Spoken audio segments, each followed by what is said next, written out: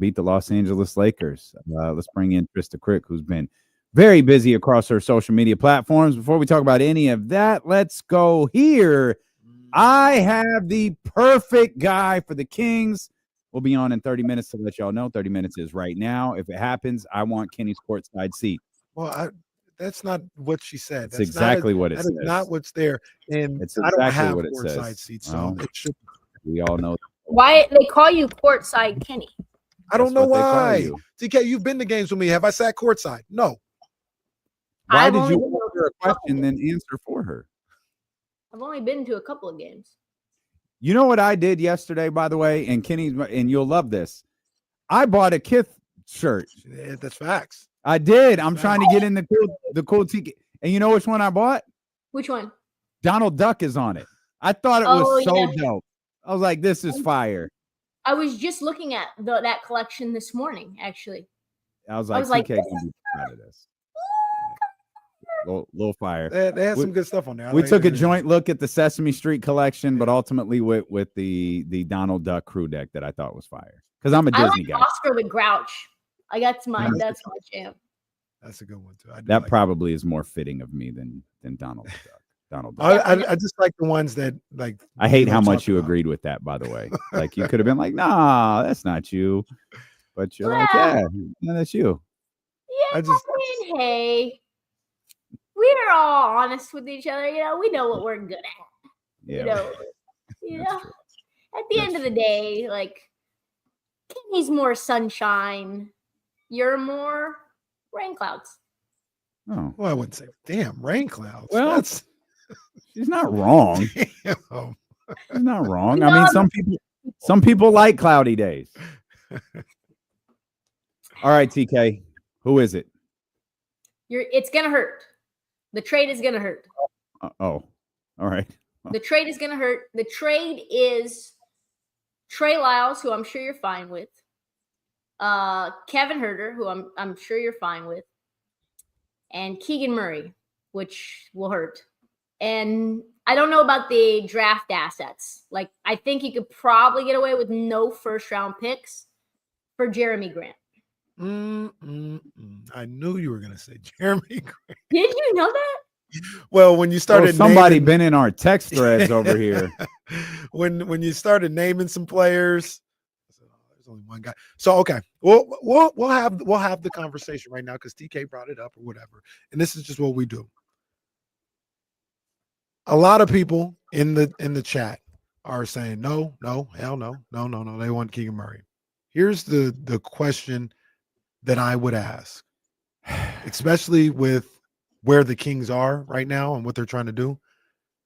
Do you think that Keegan Murray will ever be as good as Jeremy Grant? If you say yes, or like be better. Why don't you answer the question first? I was asking Trysta.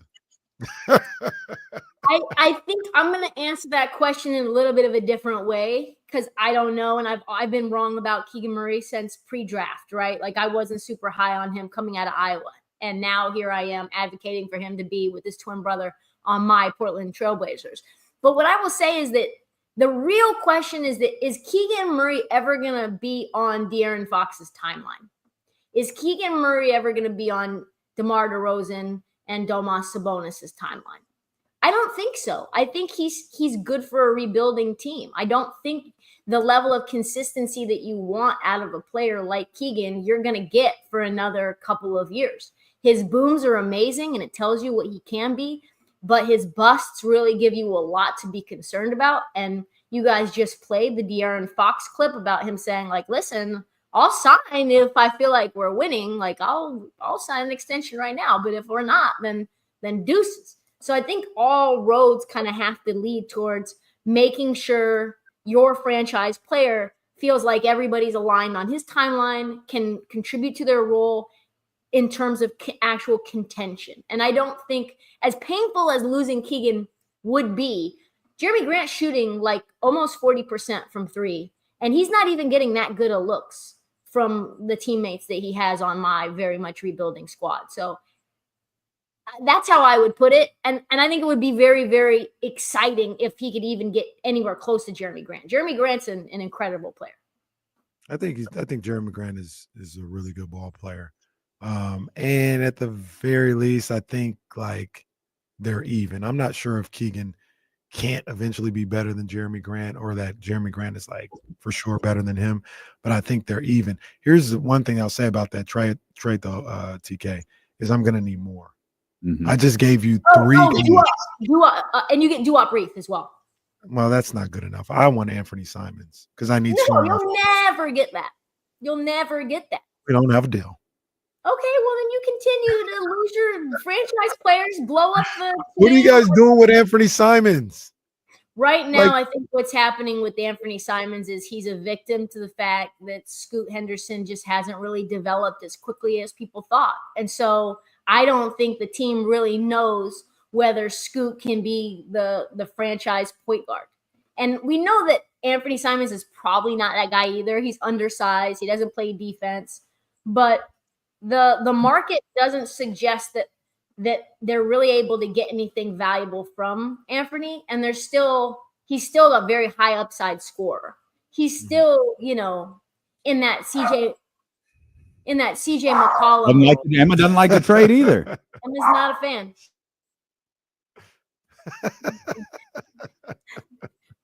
Emma messing up my hit. Anyway, so you're not going to get Anthony, and the money wouldn't match anyway. You'd have to give somebody back that you don't want to give if the money, that money makes sense. Like you need another probably backup center. So that's why I gave you Doo-Wop. But everything else, it's the only way that the money matches. And I think you gain, Collinger's model says you gain like 1 or 2 wins, but I think it's actually more than that. Because Jeremy Grant could legitimately give you 40 on a given night, like 35 points. I'm not even, he can. He can. No, okay. Not a lot, like once every 20 games. Once every 25 games. Well, let me ask y'all a question. If it wasn't for money, would you trade those 3 players that Trysta named for Jeremy Grant?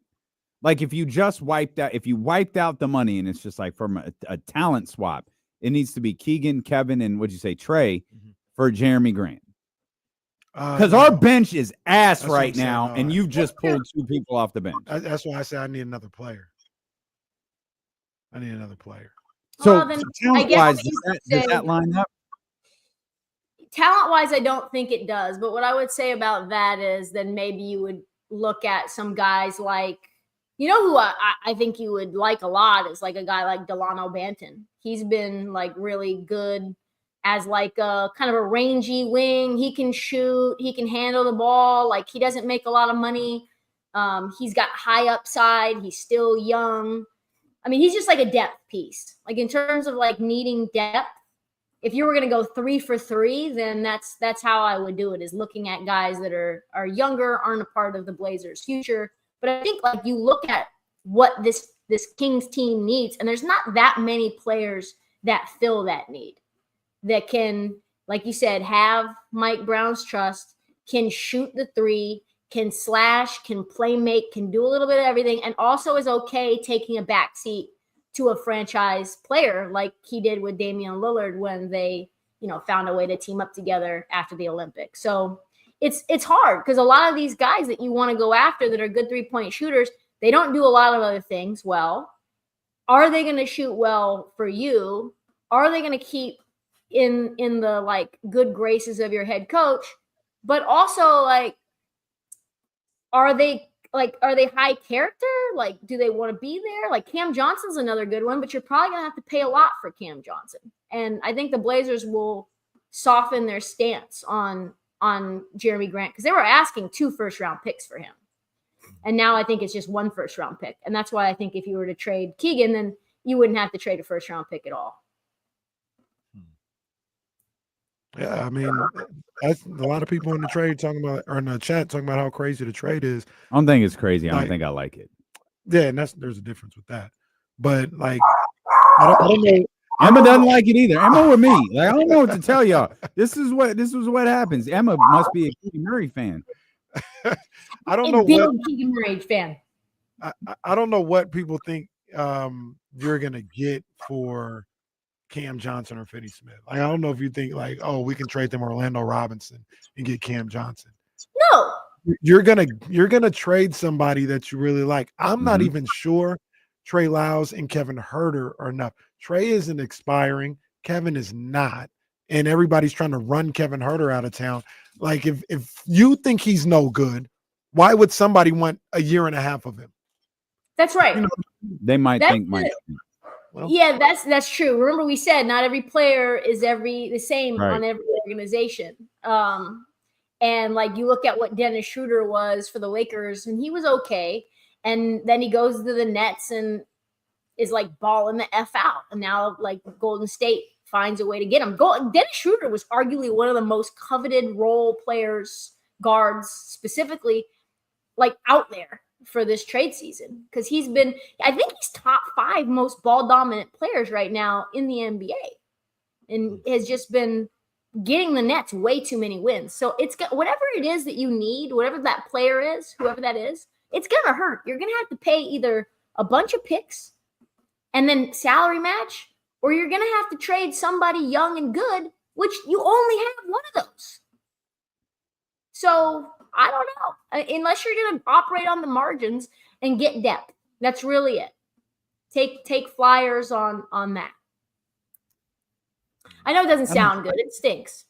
I don't think that's the gamble. I don't think Jeremy Grant's the gamble I want to take. All right. I'm intrigued by Jeremy Grant. Like, much like the group chat, I didn't have an answer one way or another, but I'm just thinking like, not even like the margins of the trade. I'm thinking like giving up Jeremy Grant, giving up Keegan Murray to get Jeremy Grant. I'm open to thinking about it. I think at the end of the day, I wouldn't do it. And especially in that trade, because like I said, I need more players back because I'm kind of like gutting the roster a little bit. Yeah, my bench is dead, and you just made it deader. Yeah. No, I get that. That's 25 minutes of Kobe Jones a night. I get that. With all due respect. But Jeremy Grant, like I think Jeremy Grant and Keegan is a good comp. Like I think they're money solving everybody's problems. Kobe Jones trade. I think those two are pretty comparable. Like I guess a lot of people just don't think Jeremy Grant is any good. I think they're kind of tripping. I think Trysta's trying to take advantage. Like are you out on Keegan? Me? No, I'm not out on Keegan. I don't think you are. You want him on your team. You're not out on Keegan. No, I'm not out on Keegan. I just don't know if I've seen the best of Keegan already. Like, is he going to be this 20-point per game scorer? He's a 3rd-year player. Do you think that he can get to a 20-point per game score? Like, you look at how he plays, you look at his bag, you look at how he handles and how he gets a shot. Is there more there? Yes, I think there is. Okay. That is the thing that I didn't like about Keegan coming into the draft, honestly, is the way that he handles the ball, the way that his body moves. Like, listen, the point still stands. Keegan Murray is a little stiff. Like, he doesn't move the most fluidly for, a guy that a lot of people were super high on pre-draft. He's just one hell of a shooter and can rebound the ball and can play good defense. Like, he's just a very good utility guy. I don't know that he'll give you. I don't think he's gonna give you 20 points a night consistently. That's just what I think. But maybe it's one of those situations where he has to be in a different situation with different players around him. Because clearly, like you guys said, something has to change, or a lot is going to change. Jeremy Grant, a 20-point scorer on the Kings? No, not on this Kings team. No. 18, 17, 18. He gets to the line. He's Yeah. He's a 3-level scorer. You He's a really good player. You can give him the ball in an isolation situation and he can get a good shot for you. Like, those are things that he can do that I don't think Keegan can do, but that doesn't necessarily mean he's a better fit than Keegan Murray here in Sacramento as well. Just think about how good Jeremy Grant was for the Nuggets before they brought in Aaron Gordon. That's the reason they needed Aaron Gordon, is to replace him. He can do a lot. He can play 3. He can play 4. He can sit there in the corner and shoot threes for you. He can slash. He can play make. He can defend. He's one of the best on ball, or he at one point was one of the better on ball defenders in the league. I remember there was, like, when he came to the Blazers, there's maybe 2 or 3 articles about him, being like a high deflection guy. So, like, he can do a lot of things. Plus, honestly, he's being wasted in Portland. It's kind of sad that he's there. Like, he's not happy. That's How could he be happy? You know? well, I mean, he can just open up his Bank of America app or whatever app he has to determine his It's happiness. also not that expensive. He's only making $29 million this year. Well, okay. Well, that's what the Odyssey says about Kenny. He's not that expensive. He's only making $29 million. Stop it. Why did you how locked in were you to that Kings Nuggets game last night? I watched the end of it because it was just like blowing up on social. Pretty frantic. It was a pretty frantic final few minutes. Yeah, it was. I think the stat that I saw that really made me concerned is There's a lot of those. the points in the paint. 76 points in the paint. But the one thing that you can say on the good side is that overall for the year, Sacramento is a top 5 points in the paint allowed team, only allowing like 44 points a game. And like that's a key. I mean, you could say, well, they're just allowing a lot of threes, and so why would anyone even want to drive on us? But yeah, like I think it was just a tough matchup. You know, like you said, Aaron Gordon had what, 7 dunks? 7 dunks. I think all 76 points came on dunks. They just kept dunking on the Kings over and over and over again. I think Will is wrong. Will has never been wrong with a stat before. He says 7 dunks. I think he might have meant to put 17. It just felt like Aaron Gordon was dunking for all 41 points in the first quarter. And honestly, that's demoralizing. That's a demoralizing bucket, like emotionally. You know? No, you know what made it demoralizing is the fact that they were down 21-6 when it happened. And he just catches the ball, dunks, and the team is literally standing around looking at each other like, you've got to be kidding me. And Mike didn't say the guy's name, but he was quick to point out the guy on the backside or whatever just was ball watching. That's a specific player, and it's not going to, take Sherlock Holmes to go back and look at the film and figure out what player he's talking about. DeMar DeRozan. You guys, how are you guys feeling about? I hate the look on your face as you ask this question because I feel like you're ready to unload a DeMar DeRozan take. I just want to say I have no DeMar DeRozan takes. I only have a look, which is, how are you feeling about him? I don't feel no problem at all about him. He's perfectly fine. Not perfectly fine. He's not a perfect player, but I think it's crazy that people think DeMar DeRozan is the reason why this team is a game under 500 or even one of the top 3 reasons, because he's not. How do you feel, Damien? I don't think DeMar is the problem. That's not what I asked. Yes, how I felt about DeMar DeRozan. I didn't say, is he a problem? Is he the problem? I'm saying, how are we feeling about the fit? Are there things in his game that are making it easily able to be exploited? Like, is there a waterfall effect? What is the take? Well, apparently there's a problem on the backside defense. Apparently there's that problem. I'll say DeMar has had some moments late in games that I've gotten a little frustrated with him. And I can't remember what specific. Maybe it was Memphis. Mm-hmm. The final 3.5 minutes of the Memphis game in Memphis, I thought was a disaster, and DeMar was the reason it was a disaster. De'Aaron was the reason it was a disaster. I thought everyone was playing one-on-one and iso ball. And then last night, like I thought he was great last night, and that play at the end of the game was run to perfection. He just fumbled the ball. Mm-hmm. Like if you ran the exact same play with the exact same defense, the exact same situation, he catches it, he dunks it. He probably does that 9 more times. It was the one time where either he took his eye off the ball, he was looking to see if he had room to dunk, if he had to pull up, like he could have had 50 things going through his head. But I don't think that that's a play that happens very often. He just fumbled the pass, couldn't do it, had to regroup, and then get whatever that shot was off up in the air. So I'm good with DeMar. I think DeMar fits here. I think he works. I think he works with De'Aaron. I think he works with Malik. We're seeing this offense score the number going into last night was 127 points per game. They scored 130 with Malik Monk in the starting lineup. So the offense is working. There just appears to be some issues on the defensive end. And it's really hard for me to point at DeMar DeRozan and say there are issues on the defensive end when through the last 2 years, we've been talking about issues on the defensive end for this team.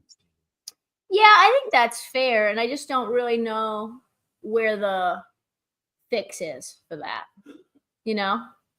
I don't know if that's a coaching thing, like in terms of like defensive scheming and like the discipline of the players, or I don't know. I mean, we know that certain coaches tend to have, really high quality defenses, like just across the board. We know that Budenholzer always runs a tight ship in terms of defense.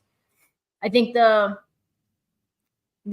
jury is still out on Mike Brown and his ability to field an elite defense. Do you think they have enough on the roster to be better than when they're at right now? And when I mean better, I mean, let's just say 5 games over 500. They're 1 game under right now. Do you think they have enough on the roster right now to be a 5 games over 500 team, or do they need to make trades to get to the point where they're 5 games over 500? I mean, I think it's possible.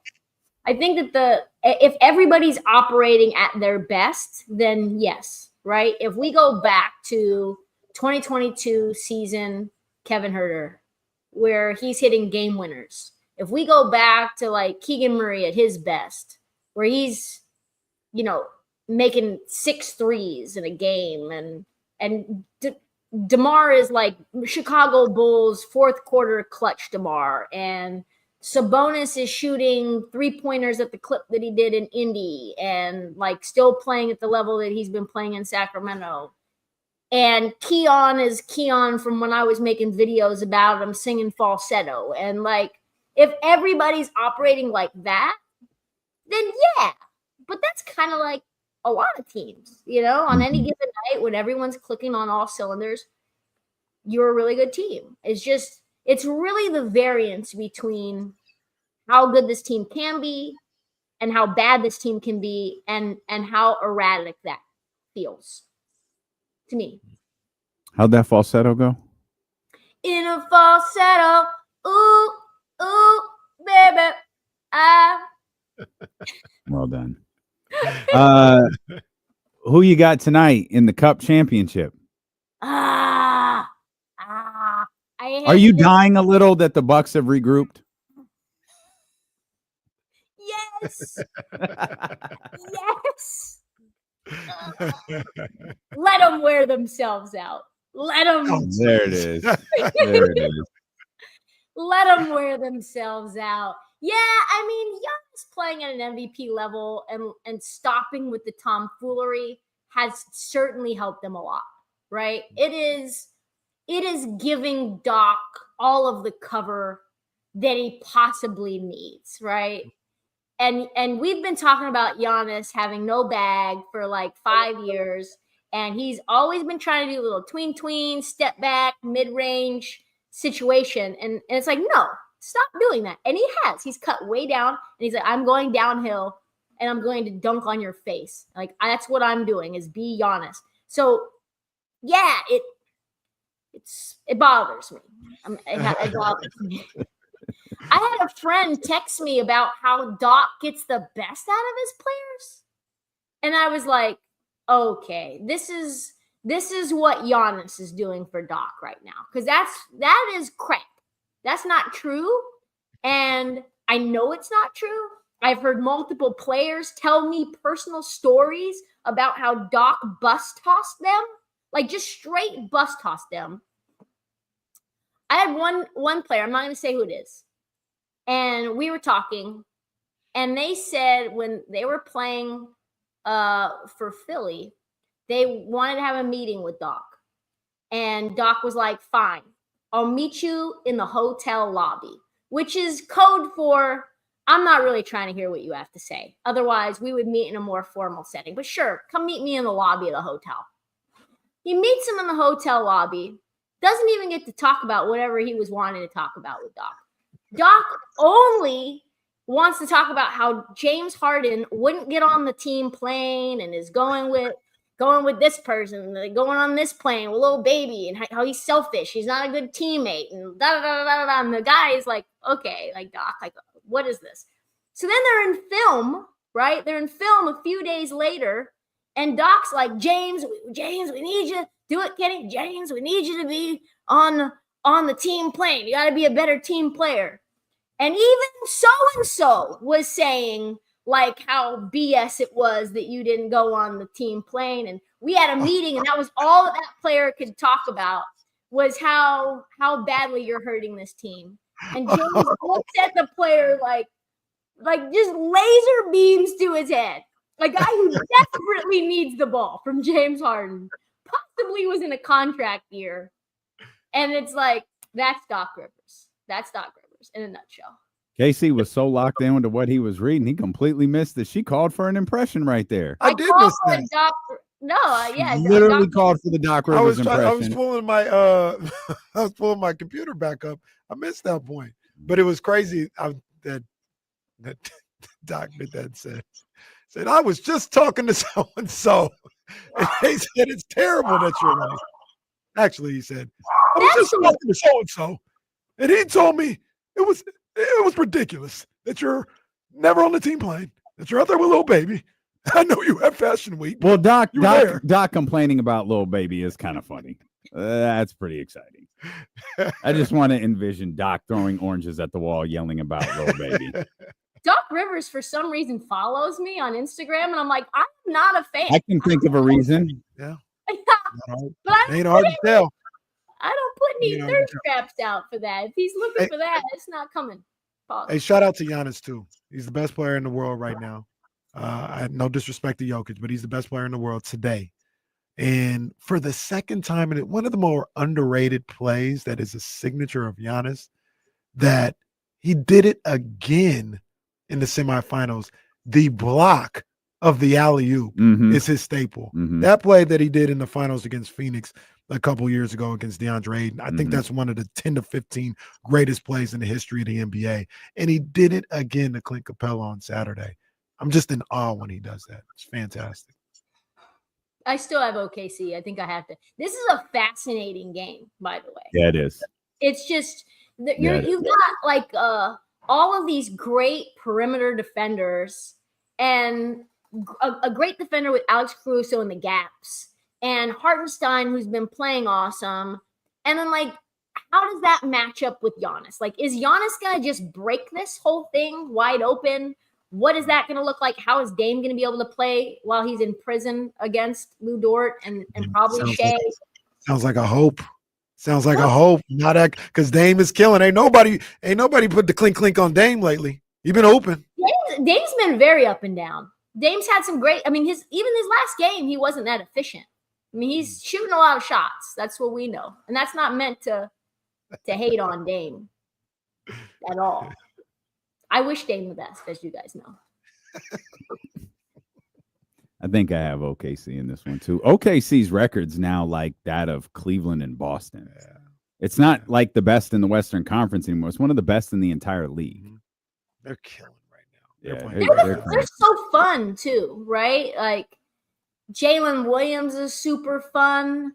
Like they just have a really good roster, and Chet's not even on this team right now. When he comes back, what is that going to look like? Just the fleecing of getting Alex Caruso for Josh Giddey, chef's kiss, and picking up Isaiah Hartenstein out of free agency. You know, people might say this about the Beam, and I understand. Here in Sacramento, we love, like the Beam. I think it should be destroyed, but he did say that. Blow up the Beam. But people can feel this way. What I'm about to say about the Beam, and I understand that it is a local thing. It is with the Sacramento Kings. Oh, are we talking about the dog pound? Yeah, I'm a little tired of the post-game 7 guys back there running. At least the Salters told me, shut the hell up, we're live. I'm tired. The SGA's talking. All you guys go. Maybe do something off a camera or something like that. I'm tired. I'm tired of You're it. hating old man. That's all it is. I don't want to see it no more. Well, you're right. That's what people say about the Beam. Yeah. Well, I personally think you should blow the Beam up. B-Lo and JC and OKC are probably like, this is great. Really quick, not to change subjects too crazy, but did you see when they asked Jimmy Butler about his hairstyle? No. I didn't. I saw you posted a video about it, but I didn't get to watch it. I'm pretty Jimmy Butler. I'm pretty confident. For other reasons I can't mention off camera or on camera. You're gonna have to. Jesus Christ, man! You're gonna have to run all of that back. No, you froze. You're going to have to run that back. We don't know what you said. Dang. What I said was, I'm like, as you guys saw, I made the video about Jimmy Butler and his hairstyles, right? Coinciding with his trade destinations. So I'm pretty sure it made its way to Jimmy, because when they asked him about it, my text on screen said Jimmy Butler with the subliminals. And they asked Jimmy, hey, like, why are you changing your hairstyle? And he goes, it's no subliminals. There's no subliminals here. I'm just changing my hair whenever I want to change it. So anyway, the reason I'm bringing that up now is because I got a text from someone in the know that posted this. This is Jimmy Butler's best friend. I'm getting. Careful. Yeah, be careful. Tyler, the pest control. Careful, girl. You done yet? Yep. Okay. Notifications. So the best friend thinks Jimmy should be in Phoenix. I'm gonna make a video about this, but I don't think if you have your best friend, you're not like allowing them to post all this propaganda for you if you don't believe, like, hey, get me the hell out, I don't want to be here, right? I think it's on its way. TK cooking. For those who couldn't see the picture, it was Jimmy Butler in the Suns uniform with Devin Booker and Kevin Durant, and Bradley Beal's gone. And Bradley Beal's gone.